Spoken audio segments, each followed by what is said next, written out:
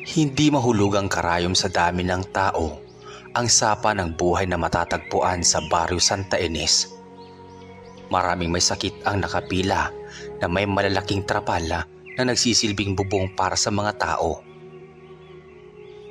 Makikita sa pinakaunahan ng sapang iyon ang isang matandang babae na kung tawagin ay si Nana Sendang. Si Nana Sendang ay isang bantog na albularya. Hindi lang sa kanilang bayan, maging sa mga karatig bayan at mga tawid dagat na lugar. Marami nang napagaling na mga malulubhang sakit na gawa ng mga nilalang na may kinalaman sa barang, kulam at mga namamaligno. Dalubhasa din si Nana Sendang sa mga biktima ng aswang at mga nilalang na may kakaibang kapangyarihang taglay upang makapanakit at pumatay sa mga taong walang kalaban-laban. Hindi lamang sa pagiging magaling na albularya na kilala si Nana Sendang, higit sa lahat ay sa kakaibang pamamaraan niya sa panggagamot. Hindi siya gumagamit ng mga dahon, mga ugat ng puno o iba pang sangkap sa panggagamot na karaniwang ginagamit ng halos lahat ng albularya o albularyo.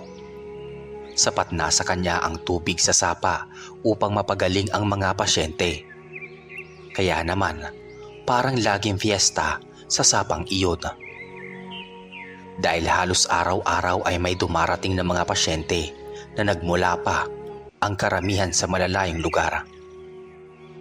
Ang sapa ay pinangalanan ni Nana Sendang na sapa ng buhay sapagkat para sa kanya ang tubig na dumadaloy dito ay sagrado na siyang ginagamit niya upang mapagaling ang kanyang mga pasyente. Naiiba ang sapa ng buhay kumpara sa pangkaraniwang sapa na ating nakikita, sapagkat ang sapa ng buhay ay may maiksing haba lamang. Nasanay na tayong makakita ng sapa na alam natin ang hangganan, ngunit hindi natin alam kung saan ba talaga ang pinakabungad nito. Subalit ang sapa ng buhay ay makikita agad kung saan ang hangganan at makikita din kung saan nagmumula. Ito ay nagmula sa isang bukal na matatagpuan sa lupaing sakop ng pag-aari ni Nanay Sendang. Wala sa lahi ni Nana Sendang ang pagiging manggagamot. Labis lang niyang ipinagtataka nang sunod-sunod siyang nanaginip na siya daw ay maraming taong ginagamot. Sa mga panaginip din niyang iyon ay sa isang sapa daw siya, kung saan ay nakapila ang di mabilang na mga taong may karamdaman. Simula nang maikasal si Nana Sendang at ang kanyang asawang si Tata Goryo, doon nagumpisa ang pagiging albularya niya. Nagkasakit ng malubha si Tata Goryo pagkatapos nilang maikasal. Naghinala sila na pinakulam ito ng babaeng malaki ang pagkakagusto kay Tata Goryo. Unang gabi pa lang nila ay namilipit na sa sakit ng tiyan si Tata Goryo. Noong una ay inakala nila na baka may nakain lang ito nakasama sa tiyan. Subalit habang lumilipas ang mga oras, palala ng palala ang sakit na nararamdaman nito. Itinakbo nila sa ospital si Tata Goryo, subalit walang makita ang doktor na mali sa loob at labas ng katawan nito. Kaya inuwi ni Nana Sendang at kanyang biyanang babae si Tata Goryo na humihiyaw sa sakit ng tiyan. Mabilis na kumalat ang balita hinggil sa pagkakaospital ni Tata Goryo. Ang iba ay nakaramdam ng awa para sa bagong kasal, ngunit meron ding natuwa habang pinagmamasdan mula sa malayo ang namimilipit na si Tata Goryo. Siya si Maylin, ang babaeng nagpakulam kay Tata Goryo. Humalakhak pa ito dahil sa wakas nakaganti na siya sa ginawa ni Tata Goryo na pagbabaliwala sa kanyang damdamin. Nagawa pa nitong magpakasal sa babae mula pagkabata ay kanya nang kinamuhian, at ito ay walang iba kundi ang butihing na pangasawa ni Tata Goryo na si Nana Sendang. Ang kasiyahan ni Maylin ay kaagad ding natapos. Isang umaga pagkagising niya, nabalitaan niya na magaling na si Tata Goryo. Naging palaisipan sa kanya kung paano ito gumaling at kung sino ang gumamot dito. Hindi tumigil si Maylin hanggat hindi nakikilala ang taong naging kontrabida na naman. Sa pagpapahirap niya sa lalaking nanakit sa kanyang damdamin, pinuntahan niya ang mangkukulam na binayaran niya upang pahirapan si Tata Goryo. Hindi makapaniwala si Maylin nang sabihin ng mangkukulam na ang nagpagaling kay Tata Goryo ay ang mismong asawa nito. Napaisip si Maylin kung paano nga si Nana Sendang ang nagpagaling kay Tata Goryo, gayong hindi naman ito isang albularya. Dahil doon ay nakaramdam ng kaba at takot si Maylin. Tiyak na sa susunod na sandaling yon ay kilala na siya ni Nana Sendang. Nagmamadali na siyang umuwi at nag-impake. Kinabukasan na balitaan ng mga tao sa baryo Santa Ines na lumayas na sa kanilang baryo itong si Maylin. Nakarating agad ito sa kaalaman ni Nana Sendang at Tata Goryo. Gustong gantihan ni Tata Goryo dahil hindi birong sakit at pagpapahirap ang ginawa nito sa kanya. Ngunit tinutulan ito ni Nana Sendang. Pabayaan na lang daw si Maylin. Wala naman daw magandang mangyayari kung gagantihan nila ito. Marami ang nagtatanong kung paano daw napagaling ni Nana Sendang si Tata Goryo. Napangiti ang mag-asawa nang marinig ang usapan ng mga kapitbahay. Ang hindi nila alam noong araw na inuwi nila si Tata Goryo ay taimtim na nagdasal si Nana Sendang. Hiniling niya sa puong may kapal kung ano ang dapat niyang gawin para malunasan ang karamdaman ng kanyang asawa. Lalo na at patuloy niyang naririnig ang mga hiyaw at daing nito. Tinakpan ni Nana Sendang ang kanyang magkabilaang tenga. Ayaw niya nang marinig ang pagpapahirap ng kanyang asawa. Nakatulugan niya na lang ang pag-iyak. Makalipas ang kulang-kulang kalahating oras na pagkakaidlip, ay bigla na lang siyang napabalikwas sa papag na hinihigaan niya.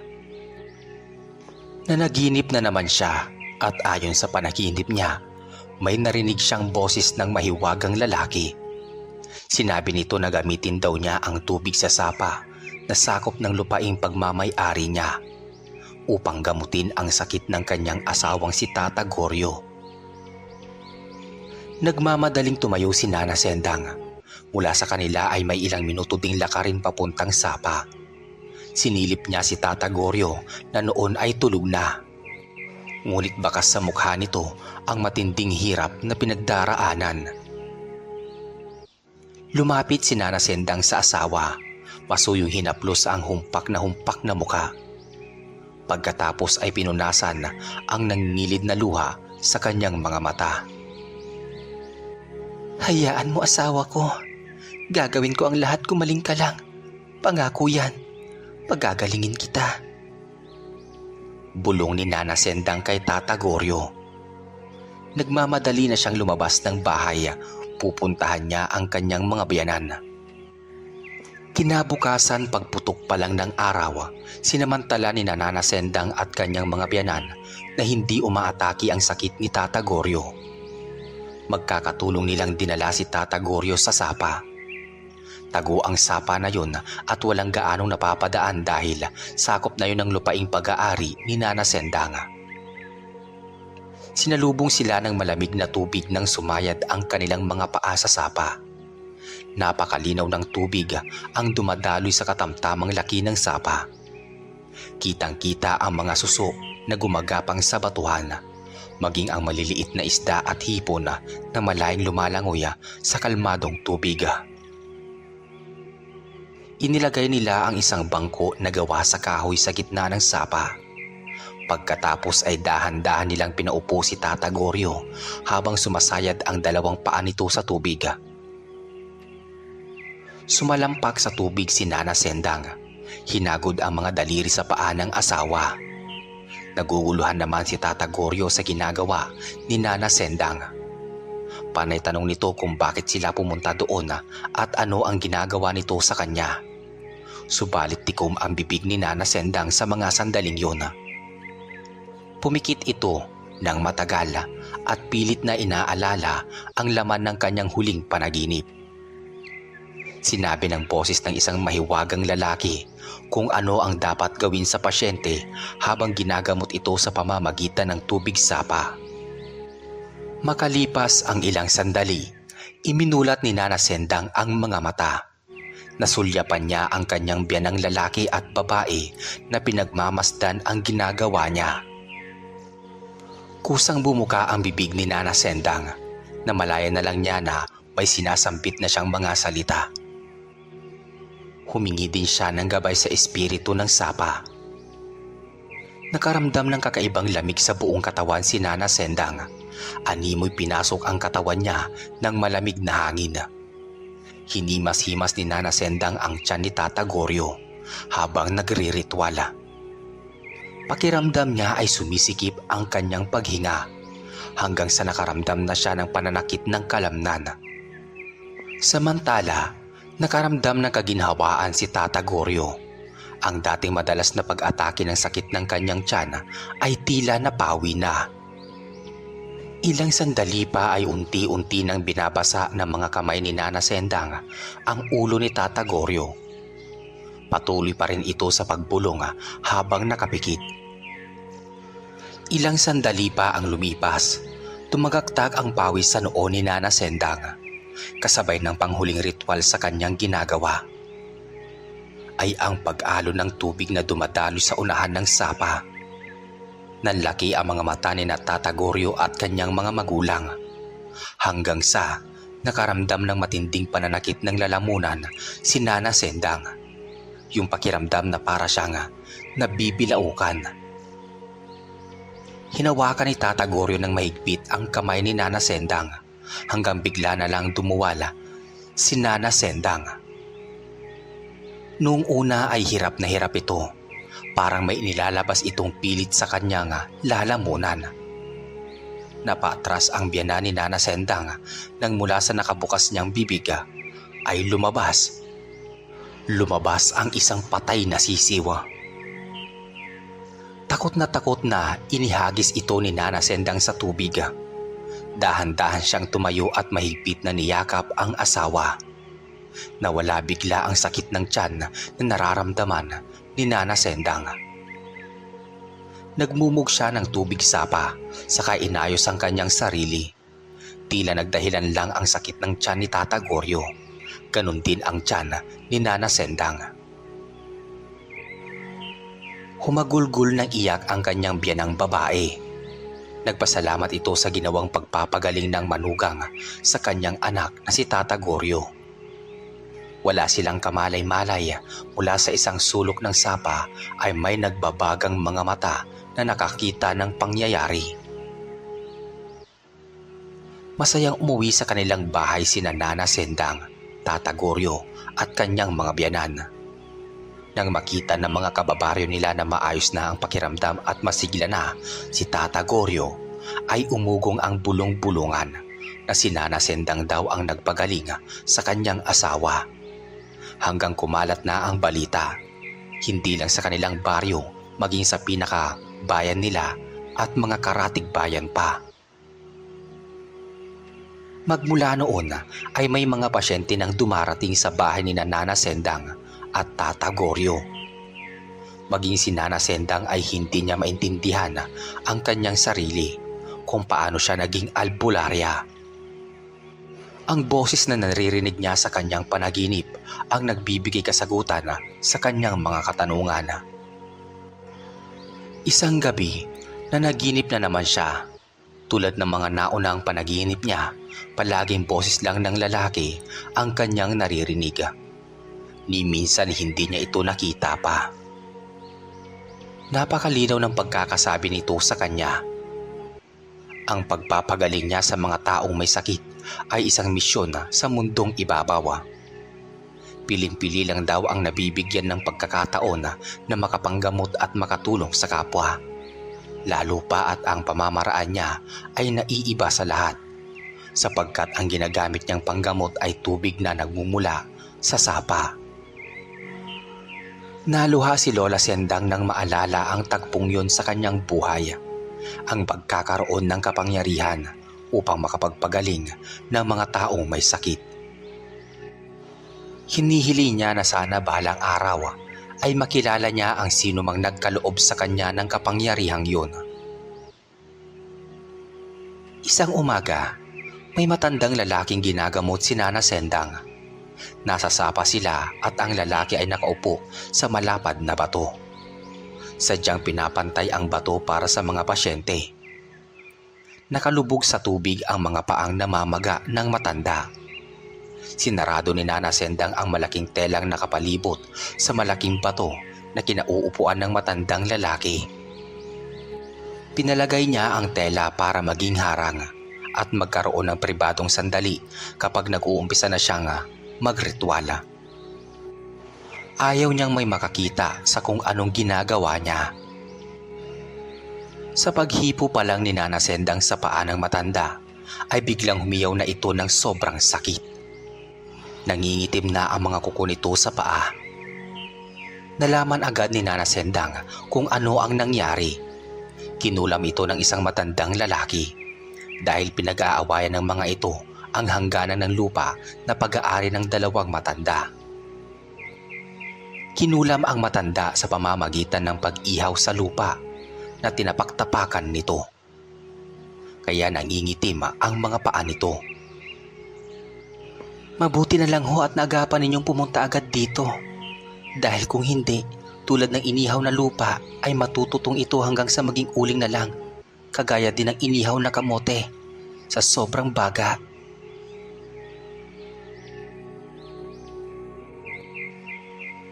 Wika ni Lola Sendang. Hindi makapaniwala ang matandang lalaki sa sinabi ni Nana Sendang. Lalong hindi niya akalain na magagawa sa kanya ng kanyang dating kaibigan ang bagay na yun. Ayaw kasi ng kanyang kaibigang sundin ang muhon na tanda kung saan lang ang sakop ng lupa nito. Ilang sandali pa ang lumipas.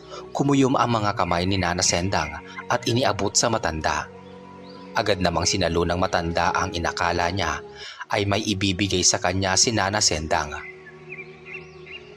Nanlaki ang mga mata niya nang may tipak ng tutong na lupa ang nasa palad ni Nana Sendang. Isang araw ay binisita si Nana Sendang ng dati niyang kaklase noong elementarya na si Sedes. Hirap na hirap itong maglakad dahil malaki na ang bilog nitong tiyan at 7 buwang buntis. Si Nana Sedes. Inalam ni Nana Sendang kung ano ang pakay nito. May hinala kasi ako classmate na binarang ako ng aking biyanan. Simulat sa pulay ayaw na talaga niya sa akin. Bilang asawa ng kanyang anak. May natitipuan kasi siya na mayamang babae na taga-syudad. Pagpapaliwanag ni Sedes. Nakaramdam ng matinding awa si Nana Sendang kay Sedes. Mabait ito sa kanya noong elementarya pa lang sila.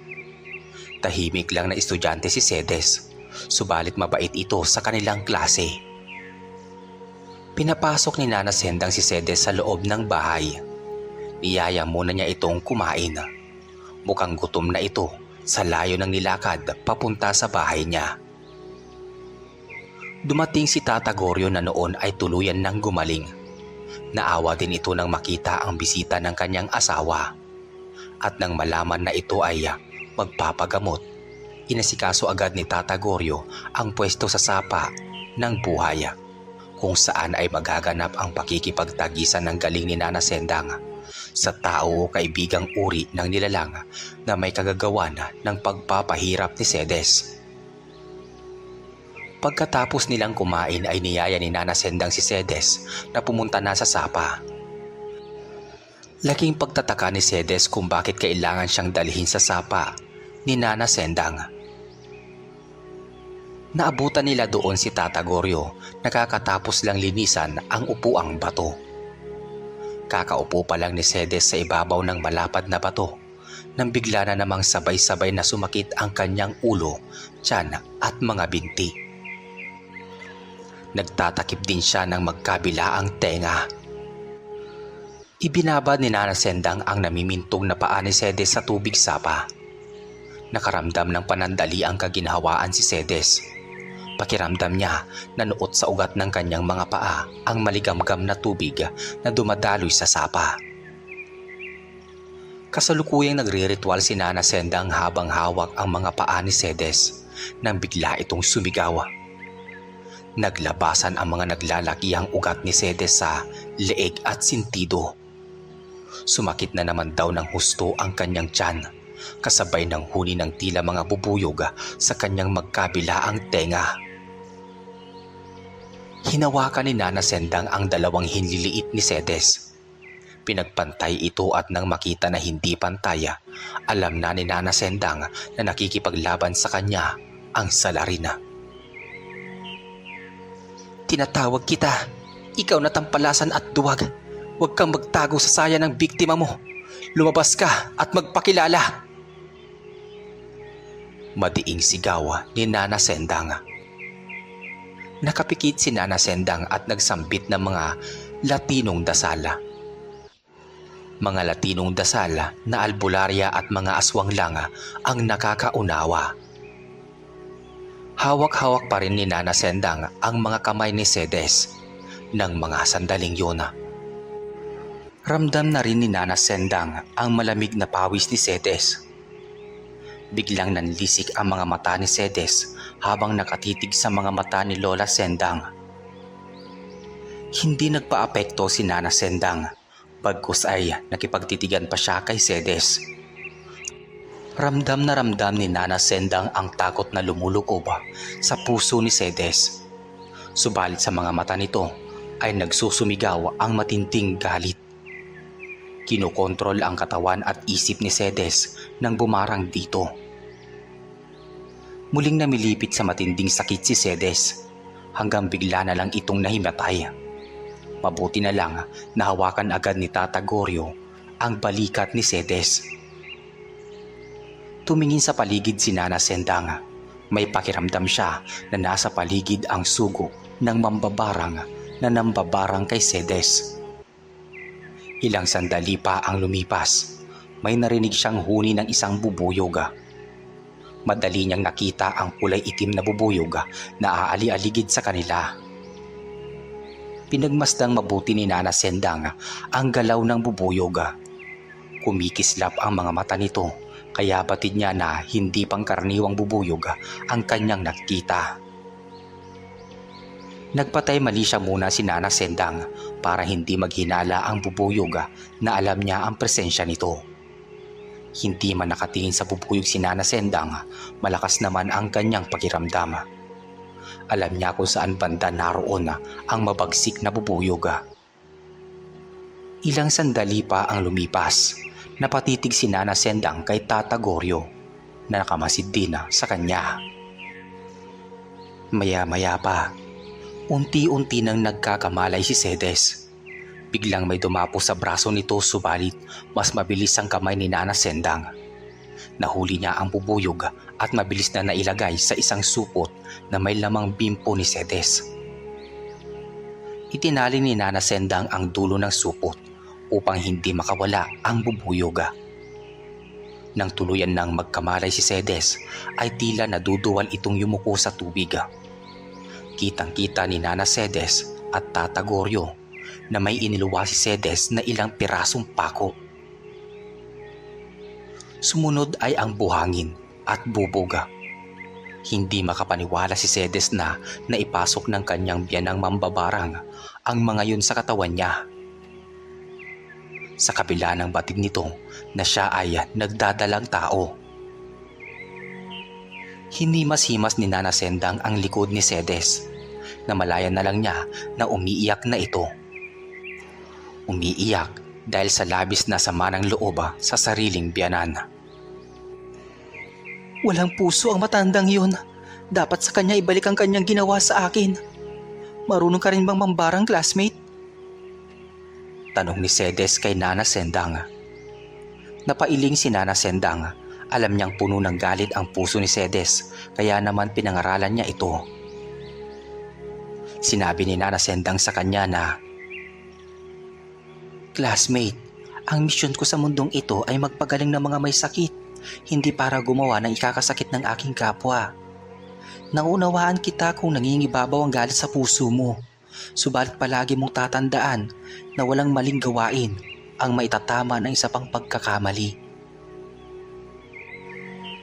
Humagulgol ng iyak si Cedes matapos niyang marinig ang sinabi ni Nana Sendang. Hindi siya likas na masama. Naging sunod-sunuran nga lang siya sa lahat ng gusto at inuutos ng kanyang biyanan. Ang hindi niya lang matanggap ay ang kawalang hiya ang ginawa nito sa kanya.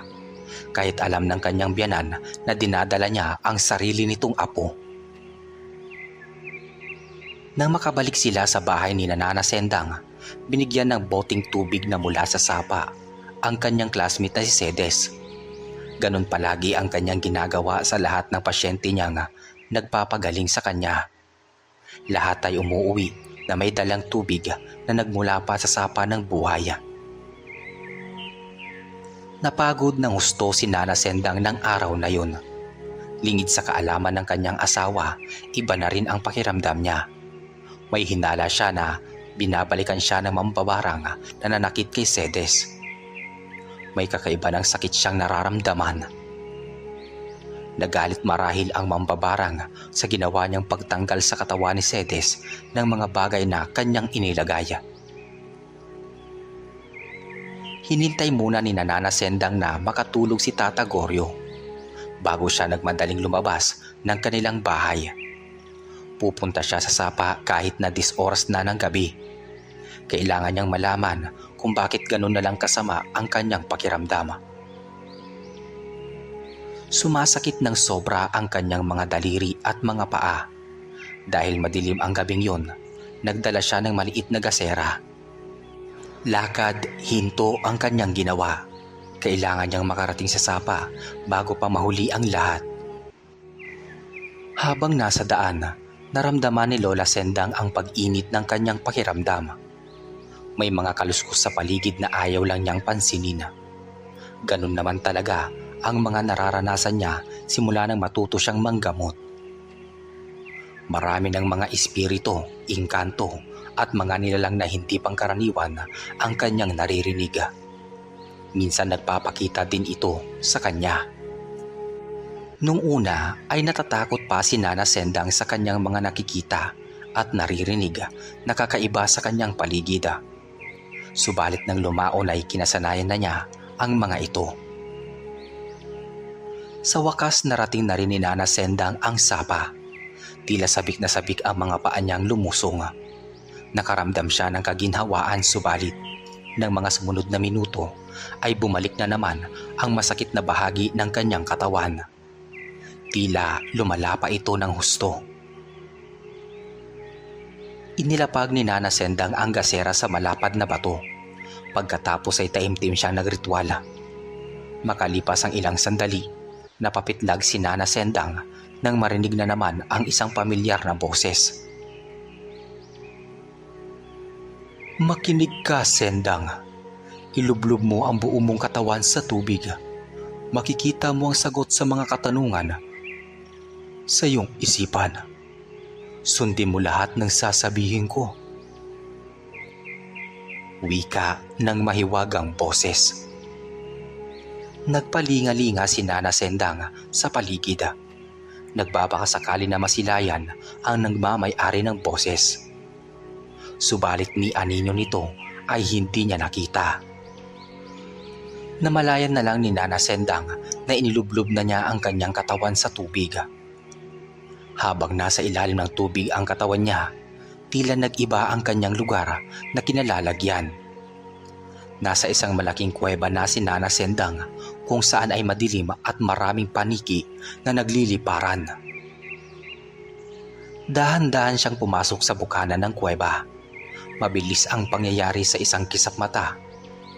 Ay nasa harapan na siya ng isang matandang babae. Nakatalikod ang matandang babae. Nakaharap sa malaking kawa. Mahaba ang kulot nito at hawak-hawak ang sandok. Ilang hakbang pa ang ginawa ni Nana Sendang bago tuloy ang nakita ang mukha ng matanda. Nakakatakot ang mabalasik nitong buka. Walang humpay ang mabilis nitong paghalo sa malaking kawa. Dahan-dahang tinignan ni Lola Sendang ang laman ng kawa. Ganun na lang ang panlalaki ng kanyang mga mata nang makita ang laman ng kawa. Ang luma niyang turban at tsinelas na pigtal. Itinapon niya ang mga yon sa kanilang likod bahay para sana sunugin. Dahil kung ganon, mabilis pala itong nakuha ng matandang mambabarang. Dahil sa inis ni Nana Sendang, naalala niya ang mga sinabi sa kanya ni Sedes. Tiyak na ito ang biyanan na siyang nambarang dito. Maging siya ay pinuntirian ng matandang ito. Dahil sa pagkayamot, lalo na nararamdaman na naman niya ang matinding pananakit ng katawan. Dahang-dahang nilapitan ni Nana Sendang ang matanda. At mabilis na bumunot ng isang hibla sa buhok nito. Naramdaman ng matanda ang kanyang ginawa kaya biglang dumilat ang nanlilisik nitong mga mata. Mabilis na tumayo ang matanda nang malingunan si Nana Sendang. Nagmamadali siya nitong hinabol dahil doon bumalik sa kasalukuyan si Nana Sendang. Umahon bigla sa tubig si Nana Sendang. Nagpalinga-linga muna siya sa paligid bago dinampot ang gasera sa ibabaw ng malapad na bato. Pagdating sa kanilang bahay, nagmamadaling nagpalit ng damit si Nana Sendang. Nagtimpla ng kape at tahimik na umupo sa bangko malapit sa pintuan. Nag-isip siya ng susunod niyang hakbang na gagawin para matanggal ang barang na ginawa nito sa kanya. Malalim na ang gabi ng dalawa ng antok si Nana Sendang. Nakakailang minuto pa lang siyang natutulog ng dalawin na naman siya ng isang pamilyar na panaginip. Sa panaginip na yun ay sinabi sa kanya kung ano ang dapat niyang gawin para matanggal ang barang na ginawa sa kanya. Kinabukasan, pagkagising ni Nana Sendang ay sariwa pa rin sa kanyang alaala ang sinabi sa kanya ng mahiwagang boses. Inilihim niya kay Tata Goryo na may sakit siyang nararamdaman. Pagkatapos nilang mag-almusal, nagpaalam na si Nana Sendang na may kailangan siyang kuhain sa gubat. At ito ay kanyang gagamitin sa mas mabisang panggamot sa mga pasyente. Kinakitaan ng pag-aalala ang mukha ni Tata Goryo dahil tubig sa sapa lang naman ang ginagamit ng kanyang asawa sa panggagamot. Nagmamadaling tinungo ni Nana Sendang ang gubat kung saan ay matatagpuan ang kuweba na laman ng kanyang panaginip. Kulang-kulang 1 oras ang nilakad ni Nana Sendang bago niya narating ang masukal na harapan ng isang kuweba. Nakiramdam muna si Nana Sendang sa paligid. Nang sa palagay niya ay wala namang ibang tao sa labas, maingat siyang pumasok sa bukana ng kuweba. Tulad sa kanyang panaginip, madilim sa loob ng kuweba. Basa ang mabatong daan na kanyang inaapakan. Sa pasikot-sikot ng daan ng loob ng kuweba, narinig ni Nana Sendang ang isang napakakakilabot na halakak. Boses ng isang babae na, at sa tingin niya ay matanda na. Naalala niya ang mga sinabi sa kanya ng mahiwagang boses ng lalaki. Lahat ay tumutugma sa mga nangyayari. Tulad ng ibinilin sa kanya, nagbasag siya ng 9 na itlog ng manok. Nandidiri man si Nana Sendang dahil malansa ang amoy ng itlog. Walang pag-aalinlangan na pinunasan niya ang kanyang buong katawan sa pamamagitan daw ng itlog. Hindi siya maaamoy ng mambabarang dahil sa kanyang ginawa. Dahan-dahang humakbang si Nana Sendang hanggang sa nasumpungan niya ang isang tagong guwang ng kuweba. Sa guwang na iyon ay sakto nga katawan lang ng isang malaking tao ang makakapasok. Patuloy ang paghalakhak ng matanda. Sinilip niya ang loob ng guwang. Nakita ni Nana Sendang ang madilim na loob. Subalit may bahagyang liwanag na nagmumula sa mga itim na kandilang nakasindi paikot sa malaking kawa na nakalasang sa gitna ng malalaking bato. Tulad sa kanyang panaginip, walang humpay ang matandang babae sa paghalo sa laman ng kawa. Kinuha ni Nana Sendang sa basket na dala niya ang isang garapon na may laman ng mga alupihan. Sandali siyang pumikit at binulungan ang mga to.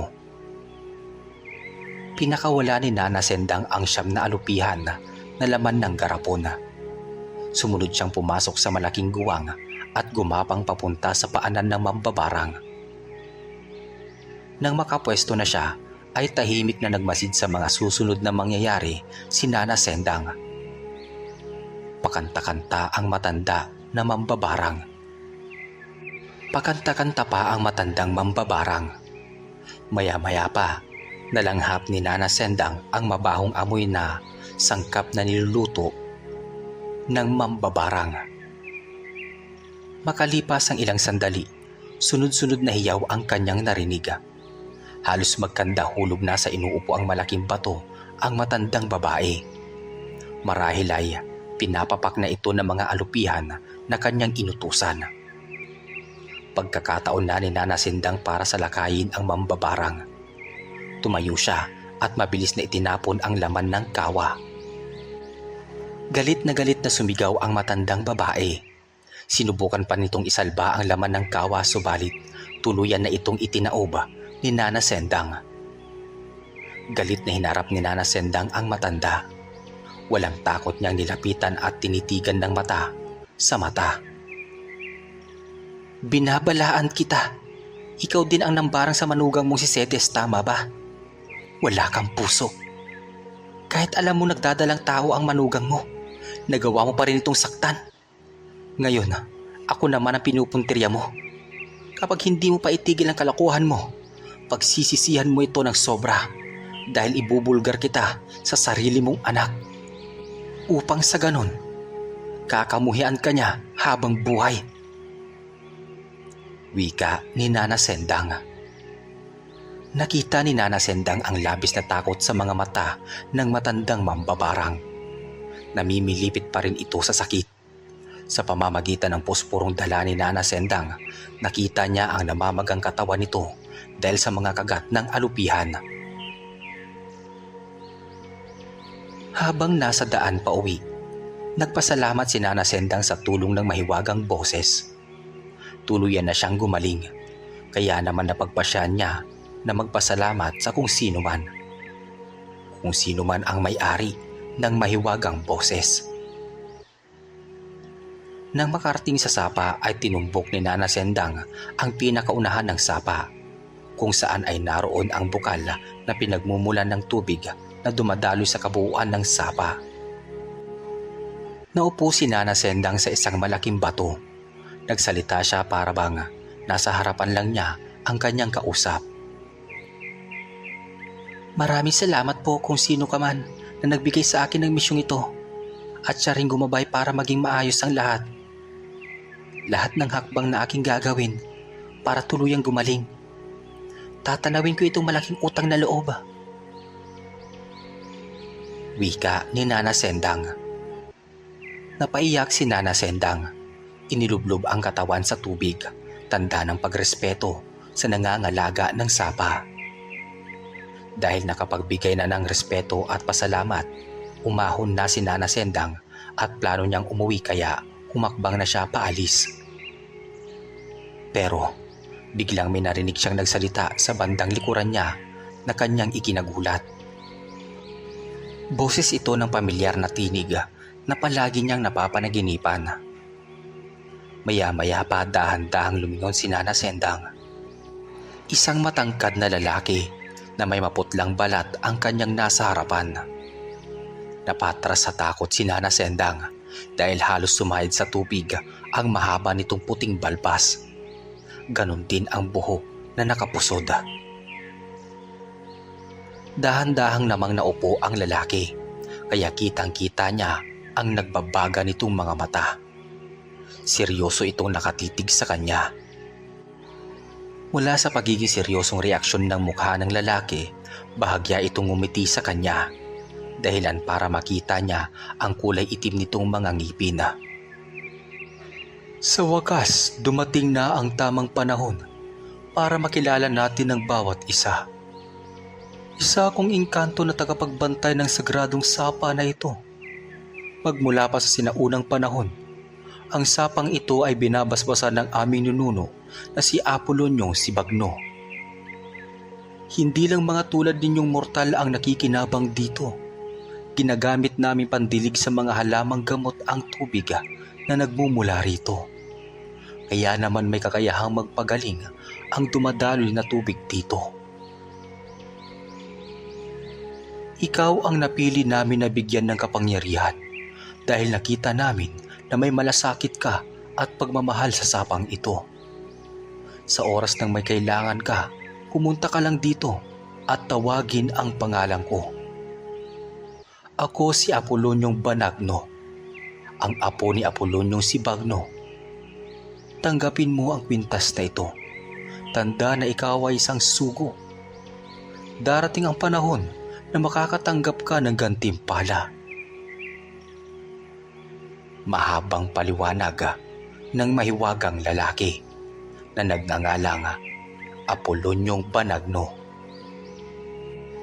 Nanginginig ang kamay na inabot ni Nana Sendang ang isang kulay pulang bagay. Bilog ang hugis nito at may kabigatan. Dahan-dahan niyang sinuot ang kwintas. Nakaramdam ng kakaibang inirihiya si Nana Sendang. Tatanungin sana niya ang matanda nang bigla na naman itong nawala sa kanyang harapan. Magmula noon ay mas pinagbuti pa ni Nana Sendang ang panggagamot. Panggagamot ng libre sa mga pasyenteng dumarayo sa kanya. Kaya naman lalo pang naging bantog ang kanyang pangalan sa larangan ng panggagamot. Matuling lumipas pa ang mga araw. Isang umaga, nagising na lang si Nana Sendang na masama ang kanyang pakiramdam. Namumutla siya at halos ayaw makalanghap ng ginigisang bawang. Nang sumunod na araw ay bumisita ang kanyang mga biyanan. Naabutan siya na nakahiga at masama ang pakiramdam. Nang suriin siya ng kanyang biyanang babae, sinabi nito na si Nana Sendang ay nagdadalang tao na. Napahagulgol na lang sila ng iyak na mag-asawa. Sa wakas, dinig na ng kanilang panalangin ng poong may kapal. 5 taon nilang hinintay ang magkaroon ng supling. Maraming tao sa paligid nila ang nakisiya sa napakagandang biyaya na dumating sa kanilang mag-asawa. Dahil sa nangyari ay mas pinagbutihan pa ni Nana Sendang ang panggagamot. Kahit malaki na ang kanyang tiyan ay hindi pa rin siya tumitigil sa pagtulong sa kanyang kapwa. At nang sumapit ang araw ng kanyang panganganak, lahat ay naghintay sa kanya. Hanggang sa maisilang niya ang isang malusog at napakagandang sanggol na babae. Nagbunyi ang buong bayan. Marami nakisiya sa mag-asawa at sabik na makita ang anak na nag-iisa nilang butihing albularya na si Nana Sendang. Masayang namuhay ang mag-asawang Nana Sendang at Tata Goryo kasama ang kanilang bagong miyembro ng pamilya. At ito ay walang iba kundi ang anak nilang si Dakila na nakatakdang magmana ng kanyang kapangyarihan ng pagiging albularya sa tamang panahon. At dito po nagtatapos ang ating kwento. Sana ito'y inyong nagustuhan. Maraming salamat. Hanggang sa muli.